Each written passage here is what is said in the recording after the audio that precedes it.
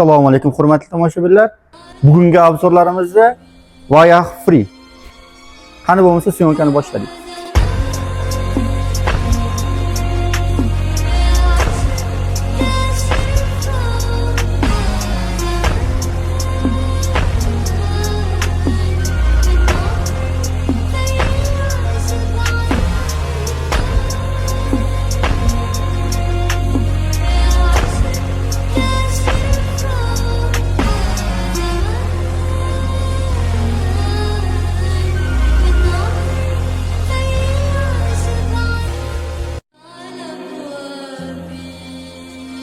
Ushbu avtomobil syomkasini va obzorini ko'rishdan oldin o'zimning shaxsiy Avto Imperiya kanalimga obuna bo'lib qo'yib, o'zingizlarning keraklicha fikringizni kommentariyada bildirib ketishlarini so'rab qolardim. Qani bo'lmasa syomkani boshladik. Yangilangan Voyah Free avtomobilimizning oldingi ko'rinishiga e'tibor beradigan bo'lsak, oldingi Voyahlarga nisbatan oldingi ko'rinishi tubdan farq qiladi. Yangicha restyling 2026-yil desak ham bo'ladi. Avtomobilning oldingi ko'rinishida faralari o'zgacha, ya'ni oldingi Voyahlarga nisbatan oldingi radiatori o'zgacha ko'rinishga keltirilgan, har xil svetlar bilan jihozlangan ko'rinib turibdi. Oldingi Voyahlarda esa oldingi radiatori qovurg'a shaklidagi addenli plastmassadan iborat edi. U ham avtomobilga o'zgacha ko'rinish bag'ishlay oladi deb bemalol ayta olamiz. Avtomobilning faralari LED faralar va undan tashqari kunduzgi yoritish chirog'i vazifasini bajaruvchi monoqoshdan iborat bo'lib turib, avtomobilimizning Voyah emblemasi ham o'zgacha yoritish jihozlari bilan jihozlangan hisoblanadi. Undan tashqari avtomobilga qo'shimcha lidar sistemasi ham jihozlantirib qo'yilgan ekan. Avtomobilimizning texnik xarakteristikasiga keladigan bo'lsak, ushbu avtomobil gibrid avtomobil hisoblanadi. Ya'ni ushbu avtomobil ham benzinda, ham elektr tokida harakatlana oladi. Benzinda harakatlanishi uchun 1,5 litrli turbo dvigatel bilan jihozlangan bo'lib turib, bu dvigatel avtomobilning harakatlanishida hech qanday ahamiyatga ega hisoblanmaydi. Ya'ni ballonlarni harakatga keltirmaydi. Turbo dvigatelning asosiy vazifasi avtomobilning elektr ta'minoti bilan ta'minlab berish, ya'ni batareykasini elektr bilan ta'minlash vazifasini bajaradi. Avtomobilni asosiy harakatga keltiruvchi oldingi va orqa elektr motorlar bilan jihozlangan hisoblanadi. Eng asosiy xususiyatlardan biri, hozirgi kunda restyling variantlarida elektromotorlar ham o'ziga yarasha kuchaytirilgan hisoblanadi. Ya'ni ilgarigi eski versiyalarda Voyah Free avtomobilning oldingi motori 160 kWh bilan jihozlangan bo'lsa, hozirgisida esa oldingi motorlar 218 kW bilan jihozlangan hisoblanadi. Orqa elektromotorlar esa oldingi eski restyling versiyalarida 200 kWh ga teng bo'lgan elektromotorlar bilan jihozlangan bo'lsa, hozirgisi esa 272 kWh ga ega bo'lgan kuchaytirilgan elektr motorlar bilan ham jihozlangan. Shu bilan kelib chiqib avtomobilimiz polni privatli hisoblanadi. Ya'ni avtomobilimiz harakatlanayotganda 4 ta ballon ham birdaniga ishtirok etish qobiliyatiga ega. Avtomobilimizning ballonlari haqida gaplashadigan bo'lsak, avtomobilimizning ballonlari 255 ga 45 R20 diskalar bilan jihozlangan hisoblanadi. Avtomobilimizda Michelin sport ballonlar qo'yilgan, ko'rib turibsizlar. Bu ham avtomobilning premium avtomobil ekanligidan dalolat beradi. Avtomobilimiz supportli tormoz sistemasiga keladigan bo'lsak, e'tibor bersanglar ancha keng va katta supportlar bilan jihozlangan. Bu esa avtomobilning yuqori tezlanishda ham bemalol ma'lum bir masofada to'xtata olish imkoniyatini beradi, bemalol etsak bo'ladi. Avtomobilimizning 4 ta ballonda ham pnevma podveska bor. Bu esa avtomobilni tezligini bemalol baland pastligini ligrovka qilish xususiyatiga ega bo'ladi deb bemalol etsak bo'ladi. Avtomobilimizning pnevma podveskasini 11 sm dan 23 sm gacha tushirib chiqarish imkoniyati bor. Avtomobilimizning uzunligini 5 metrligini hisobga olgan holatda bokovoy oyna ham ushbu avtomobilga juda kerakli qism hisoblanadi. Bokovoy oynasi ko'rib turganingizdek o'ziga xos katta, yirik, orqani ko'rsatishni juda mukammal ko'rsata oladi deb bemalol ayta olamiz. Undan tashqari qo'shimcha sifatida avtomobil bokovoy oynasida burilish chiroqlarini aks ettiruvchi qo'shimcha chiroqlar ham o'rnatilgan, ko'rinib turibdi. Avtomobilning pastki qismida esa 360 gradusni aks ettiruvchi qo'shimcha kamerasi bor va bu kamera avtomobilning yon tomonida ham joylashtirilgan. Bu avtomobilda harakatlanayotganda salondagi haydovchiga ancha qulaylik bera oladi deb bemalol aytilamiz. Ya'ni avtomobil restylingini hisobga olgan holatda ushbu avtomobilga qo'shimcha tarzda yana hozirgi zamonaviy avtomobillarda bo'lishi kerak bo'lgan lidar funksiyasi ham qo'shib ketilgan. Bu ham ushbu avtomobil uchun qo'shimcha funksional qulaylik deb bemalol aytsak bo'ladi. Avtomobilning uzunligiga keladigan bo'lsak, ushbu avtomobilning uzunligi 4950 mm ni, eni esa 1950 mm tashkil qiladi. Balandligi esa 1660 mm hisoblanadi. Bu ham avtomobilning juda uzun va keng avtomobillikdan dalolat beradi. Yangilangan va oyoq avtomobilning orqa ko'rinishi ham o'zgacha o'zgartirish kiritilgan deb bemalol ayta olamiz. Ya'ni eski versiyalarga nisbatan bunda qanaqa o'zgartirish bor desa, eski versiyalarning yuqori qismida qo'shimcha spoilerlar bor edi. Bu ham avtomobilga qo'shimcha ko'rinish bera olardi, lekin bunisida o'sha spoiler olib tashalibdi. Lekin o'sha spoiler qolganda juda yaxshi bo'lardi deb bemalol aytsak bo'ladi. Sizlar ham o'sha spoiler qolsin yoki qolmasin degan o'zingizlarning fikringizni bemalol kommentariyada yozib ketsanglar bo'ladi. Orqa ko'rinishi kerak bo'lsa, orqa ko'rinishi o'sha shaklda qoldirilgan. Ya'ni o'sha mana qosh va o'sha yonuvchi oyoq emblemasi va o'sha burilish ishorasini beruvchi faralar ham shakli ham rangi ham bir xil tarzda qoldirilgan hisoblanadi. Avtomobilning orqa ko'rinishi qaysi avtomobilga o'xshaydi desak, men o'zim shaxsan Porsche avtomobillariga aniq o'xshaydi deb bemalol aytsam bo'ladi. Balkim dizaynerlar o'sha avtomobildan Porschedan ilhomlanib shunaqa ko'rinishga keltirilgan bo'lsa kerak menimcha. Ya'ni unisini bilmadim. Lekin avtomobilning tashqi ko'rinishi ham unga o'zgacha chiroy bag'ishlab turadi deb bemalol aytsak bo'ladi. Endi avtomobil yukxonasiga kelamiz. Avtomobil yukxonasi ham o'zgacha shaklda ochiladi. Ya'ni agar birinchi marta bu avtomobilga o'tirayotgan bo'lsanglar, avtomobilning yukxonasini ochishga ancha qiynalasizlar. Ya'ni hozirgi ko'pchilik avtomobil yukxonasi pastki qismdan ochilsa, bu yoqda o'zgacha dizayn va o'zgacha yondashuv berilgan. Ya'ni avtomobil yukxonasini quyidagi tugmacha orqali ochamiz. Avtomobil yukxonasi elektronli ochiladi. Bu ham avtomobilning o'ziga xos premium avtomobilligidan bemalol dalolat beradi deb aytsak bo'ladi. Ya'ni avtomobil yukxonasini qo'shimcha tarzda yukxona salon qismidan qancha gradusda, qancha masofada ochilishini ham bu yuzga moslab qo'yish ham bor. Avtomobil yukxonasini qo'shimcha tarzda xohlasangiz knopkadan, xohlasangiz ostidagi avtomobil ostida oyoq harakatlari bilan ham sensorlar joylashtirilgan qo'shimcha tarzda ochib yopsak bo'ladi. Eng yana boshqa tarzi avtomobilning pulti orqali ham avtomobil yukxonasini ochib yopishimiz mumkin. Bu ham avtomobilda harakatlanayotganda va avtomobil yoniga kelganda o'zgacha qo'shimcha qulay funksiya deb bemalol aytsak bo'ladi. Avtomobilning yukxonasiga keladigan bo'lsak, yukxona ko'rib turganingizdek ancha keng. Kitobida 560 litr deb belgilangan.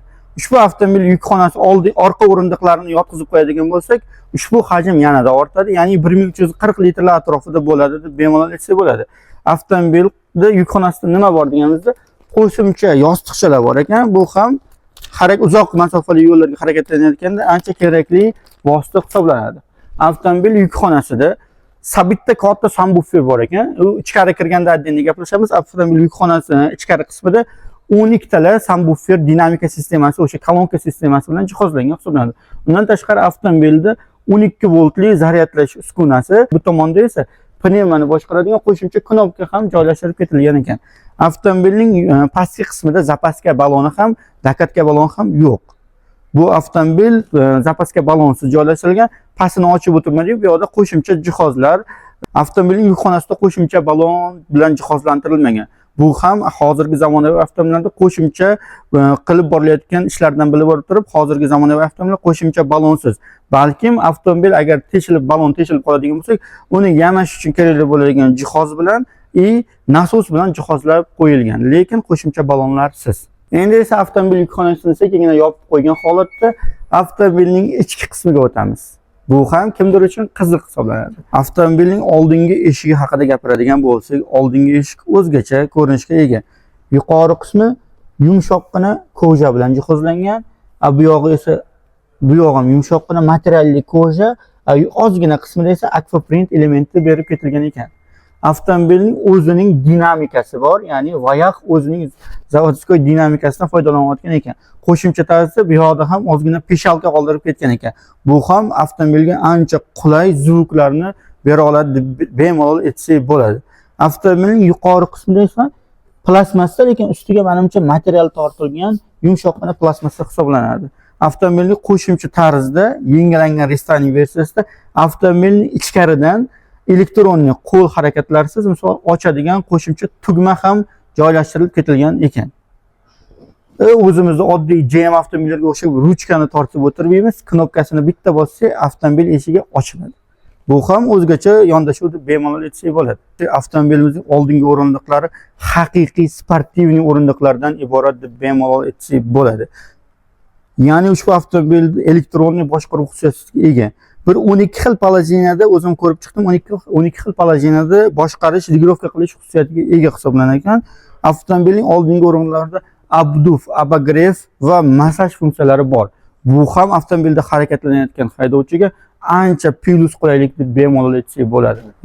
O'rindiqlarga e'tibor bersak, bor oldingi o'rindiq bokovoy poddeshkalarini qaranglar. Mazza qilib ketasizlar bokovoy poddeshkalarda. Ushbu avtomobilda ham abagrev, ham obduf bor. Buni choklarini qaranglar, o'zgacha did bilan va o'zgacha sifat bilan choklari tikilgan va undan tashqari avtomobilning obduf, abagrev sistemasi borligi uchun avtomobil mana o'rta qism konsolda qaranglar, teshikda qoldirib ketgan. Bunda esa avtomobilda ham massaj funksiyasi bor. Bu o'rindiqlarga o'tirsanglar boru mazza qilib ketasizlar. Tim bo'yi avtopilotni qo'shib qo'ysalar, oho, aytgan joylarga olib borib qo'yadi bu avtomobil o'rindiqlari bilan. Avtomobilimizning oldingi roliga keladigan bo'lsak, avtomobilimizning roli yumshoqqina anatomik koja bilan ishlov berilgan. Choklariga ham e'tibor beringlar. Choklar juda chiroyli va professional tarzda yondashilgan holda tikilgan ekan. Chokini borligini ham his qilmaysizlar. Rulda kichkinagina, ixchangina, xuddi o'zingizning sportivniy avtomobilda harakatlanayotgandek bemalol tasavvur qilsanglar bo'ladi. Avtomobilning oldingi rul qismida uncha funksionalni ko'p tugmalari yo'q ekan. Qo'ng'iroqlarga javob berish va dovushni ko'tarib tushish shunga o'xshash oddiy funksiyonal bilan jihozlangan. Lekin shunda ham avtomobil multi rul hisoblanadi. Eng qiziqarli tomoni bor, avtomobilimizda lipistoklar joylashtirilgan, ya'ni tezlikni, skorni ma'lum bir miqdorda o'zingiz avtomatik sport karlarga o'xshab lipistoklar orqali tezlikni bemalol boshqarsangiz bo'la oladi. Bu ham avtomobil rulida o'zgacha yondashuv va o'zgacha stilda bemalol aytsak bo'ladi. Qanaqadir odam qo'l bilan ushlaganda boshqacha ощущение bilan yumshoqqina odamni boy tezligiga bo'lgan ishqini bundan da oshiradi deb bemalol aytsak bo'ladi. Avtomobilning roli haqida qo'shimcha gap so'zlarni aytib bo'ldik. Avtomobilimizning roli haqiqatan zo'r. Ilgari eski do restyling versiyasini ko'rib chiqadigan bo'lsak, unda qo'shimcha yonadigan chiroqlar bu tomonda joylashtirilgan edi. Bunda yana peshalka o'rnatilgan. Peshalkada ham tungi vaqtlarda yonib bemalol sizga qo'shimcha ощущение bera oladi. Yonish chiroqlari eshikning pastki kartiga joylashtirilgan. Bemalol bu ham buni rangini ham menimcha media sistemasi orqali o'zgartirib o'zingizga yoqqan rangga o'zgartirish mumkin bo'lsa kerak. Bu ham avtomobilga o'zgacha qanaqadir ichki salonga qo'shimcha ko'rinish va chiroy berib turibdi deb bemalol aytsak bo'ladi. Avtomobil agar e'tibor berib oldingi do restyling versiyalarini ham ko'rgan bo'lsanglar, unda avtomobilning oldingi qismi monitorlar 3 ga bo'lingandi. Oldingi yon o'rindiqdagi ham qo'shimcha o'zi uchun отдельный 3 qismli monitor joylashtirilgan edi. Bu versiyasida, yangilangan restyling versiyasida esa bu ular olib tashalibdi. Bu ham qaysidir ma'noda qo'shimcha yondashuv deb bemalol aytsak bo'ladi. Oldingi monitor panel 8 dyumli bo'lsa kerak menimcha, yana bilmadim, lekin bu ham qo'shimcha qulaylik. Bundan tashqari avtomobilimizning oldida head-up display ham bor. Bu ham avtomobilning premium avtomobilligidan dalolat beradi. E'tibor bergan bo'lsanglar, do restyling versiyasida mana bu yerda kichkinagina knopka bo'lardi va oldingi tarpetka qismi chiqib tushish xususiyatiga ega edi. Bunda esa o'sha chiqib tushadigan torpedani voz kechib, yangicha zamonaviy hamma avtomobillarda bor oddiy torpeda qo'yib qo'yilibdi. Bu ham avtomobil uchun o'zgacha ko'rinish va dizayn deb bemalol aytsak bo'ladi. Oldingi monitorni ko'rsanglar ham bo'ladi. Oldingi monitor ham ancha keng. Monitorda ishlash ham ancha sifatli va качественный 4K format ham juda kuchli ishlatilgan deb bemalol aytsak bo'ladi. Eng qizig'i bor, avtomobilning 360 gradusini qaranglar. Qanaqa tiniq, yarki va hamma joyda tiniq olib beryapti. Polni avtomobilda gir aylana 360 gradusli kamera bilan bemalol olib turibdi desak bo'ladi. Ya'ni qo'shimcha tarzda avtomobilning oldida nima bor yo'qligini ham bemalol ko'rsak bo'ladi.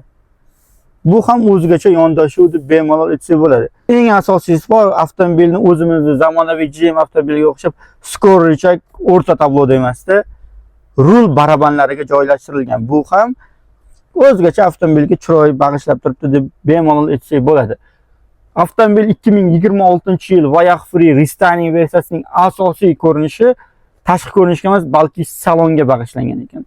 Bunaqa premium klassdagi, bunaqa chotki sifat bilan jihozlangan, hattoki oldingi yo'lovchilar uchun ham atamankalargacha bor, massaj bor, abduf bor. Qisqasi bor, ushbu avtomobilni faqatgina olish kerak, harakatlanish kerak bo'ldi. Bu avtomobilni bitta kamchiligi bor ekan. Ya'ni qanaqa kamchilik? Men o'sha avtomobilni o'tirib ko'rib bildim, bu avtomobilning bitta kamchiligi, u ham bu avtomobilning sizda yo'qligi ekan. Bu kamchilikni ham bir amallab bartaraf qilsak bo'ladi. Maksimalni kelib, avtosalonga kelib, avtomobilni hozirgi kunda nalichi savdoda bor, kelib tomosha qilsanglar bo'ladi. Ushbu avtomobilning syonkasi uchun bizga sharoitni, mukammal sharoit yaratib bergan King Auto Motorsga o'z rahmatimizni aytib qolamiz. Sizlar ham kelib King Auto Motorsda kelib aynan shu 2026-yil restyling Vayak avtomobilni xarid qilishingiz, xarid qilmagan taqdiringizda ham kelib avtomobil xarakteristikasi va avtomobil bilan tanishib, unga o'tirib, hissiyotlaringizni qaysidir ma'noda olishingiz mumkin. Avtomobilning o'rta konsoliga keladigan bo'lsa, o'rta konsoli почти o'sha eski do restyling versiyadagi Vayaklar bilan bir xil, lekin bunda o'zgacha qo'shimcha qulayliklar, yana qo'shimcha ular berib ketilgan. Ya'ni eskisida ham, yangisida ham avtomobilning simsiz quvvatlash tizimi ham qoldirilgan. Bu yana eng plus tomoni, bu tizim teshikcha bilan jihozlangan. Ya'ni simsiz quvvatlayotgan paytda avtomobilimizdagi telefonning shu joyda joylashgan telefonni qo'shimcha tarzda qizib ketishidan saqlaydi. Bu ham avtomobil uchun juda kuchli qulaylik deb aytsak bo'ladi. Eski Vayaklarda torpedasida mana bu qism yo'q edi. Endi esa bu qo'shimcha tarzda, qo'shimcha karmashga ham joylashtirib ketilgan ekan. Eski Vayaklarda e'tibor bergan bo'lsanglar, mana shu kurushga qo'yadigan qo'shimcha joyimizda ham yopib qo'yib, ham ochib qo'yib, tekis sploshnoy qilsak bo'lardi. Bunda o'sha yopib qo'yadigan funksiya olib tashalgan ekan. Eng asosiysi, yaqinroq kelinglar ko'rsataman. Ushbu avtomobilimizda xolodilnik bilan jihozlangan. Xolodilnigi bor.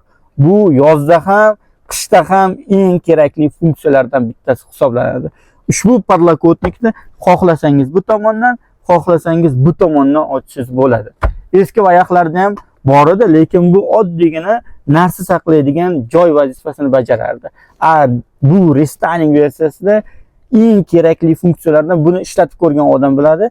Xolodilnik ham qo'yilgan ekan. Xolodilnikni ishlatish yozda mazza yo'q aka.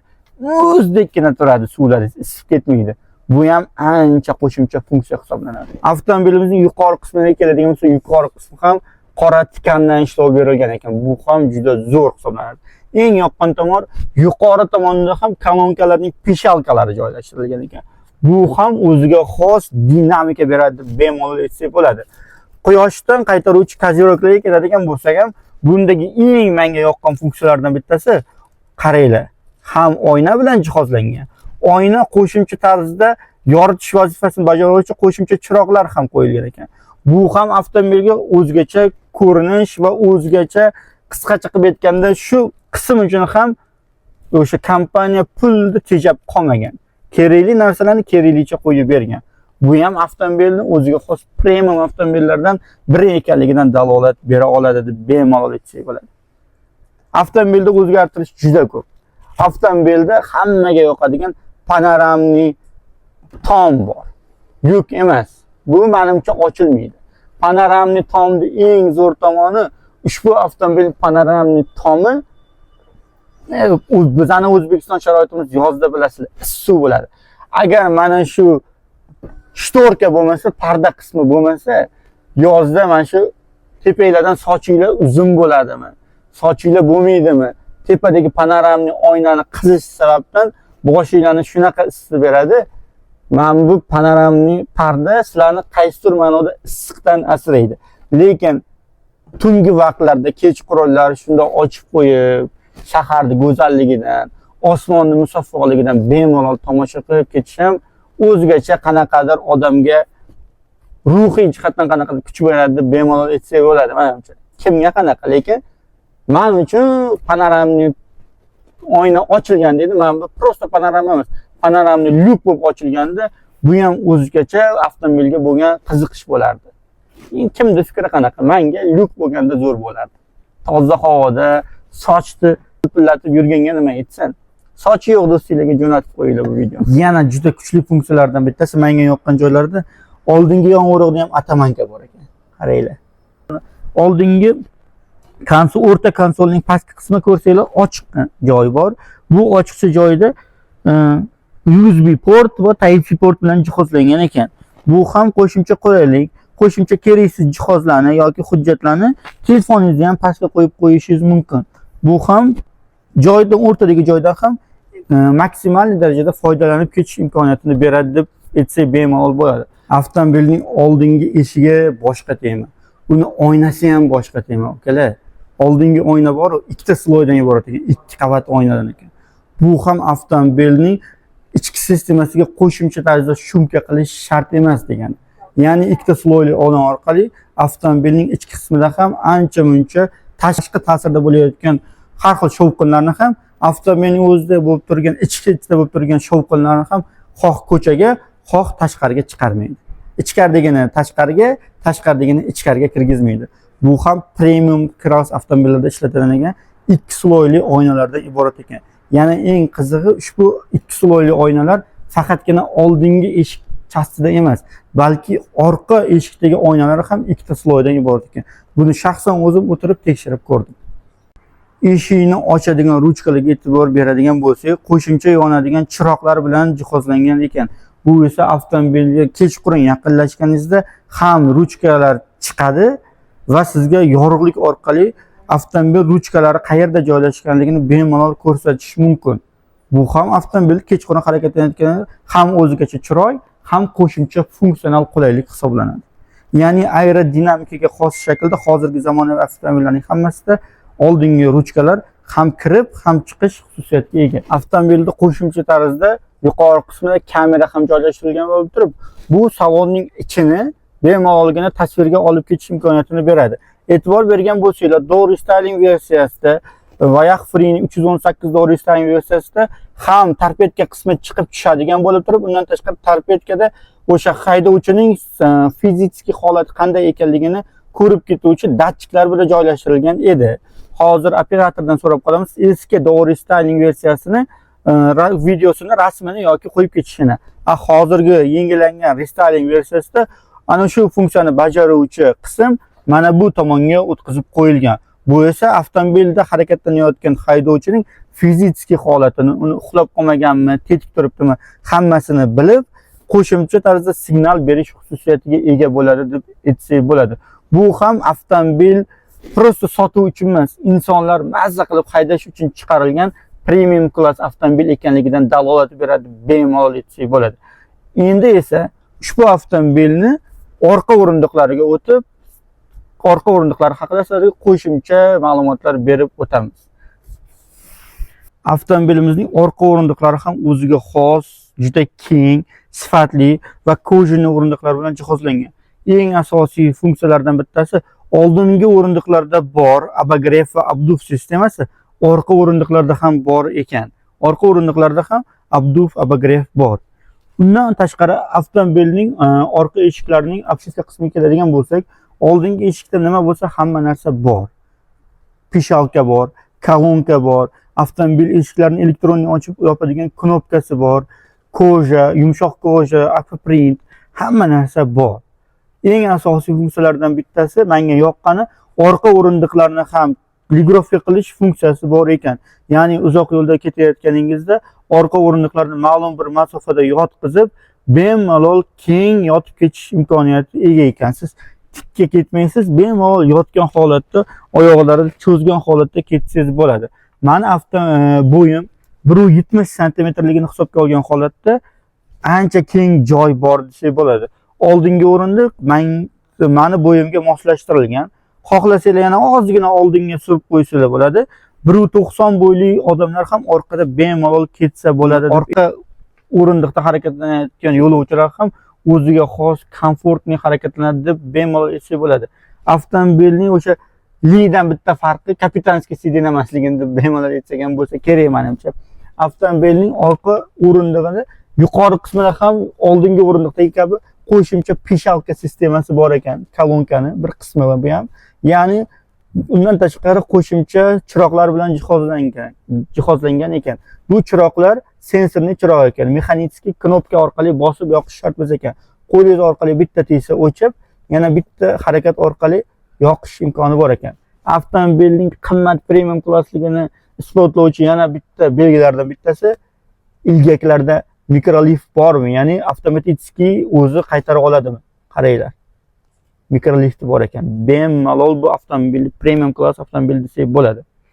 Avtomobilda yana qo'shimcha o'zgartirishlardan bittasi orqada ham qo'shimcha klimat kontrol sistemasini boshqarish zonalari bor ekan. Bu ham avtomobilga qo'shimcha orqada o'tirgan odamlar uchun qulaylik deb bemalol aytsak bo'ladi. Undan tashqari avtomobil orqa qismida